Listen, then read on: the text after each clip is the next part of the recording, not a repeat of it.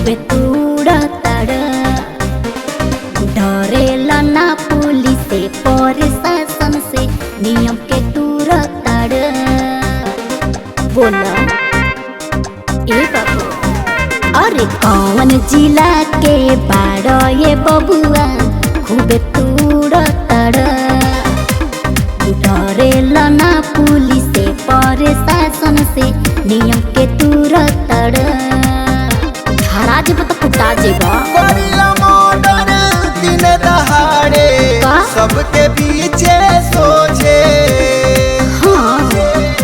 उहे जिला के शेर होई हम जहाँ घटना पो घटना घटेला रोजे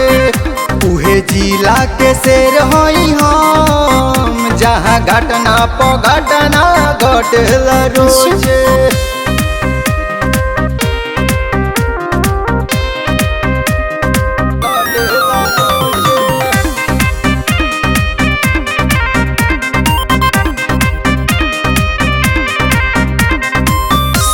से सुनाया अपन जीवन जिहिला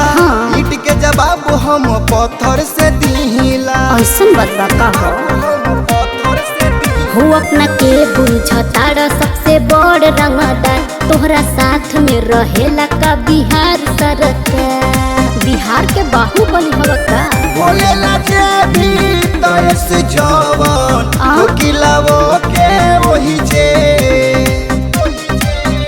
उहे जिला के शेर होई हम जहाँ घटना पो घटना घटेला रोजे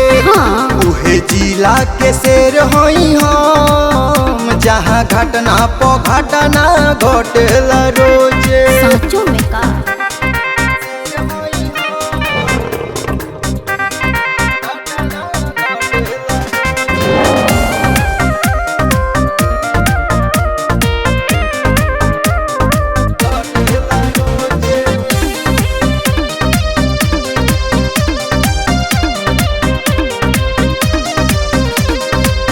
हवे रंगदार जिला हमार मशहूर हो यही से रखे नी बबनी गुरूर हो तो लौकते बा हमरा कि तोहर जिलवा के बाटे का अलग पहचान यही से रखले बाड़ तू इतना गुमा बोला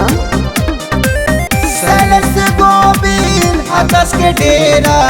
रहेला हरदम वही जे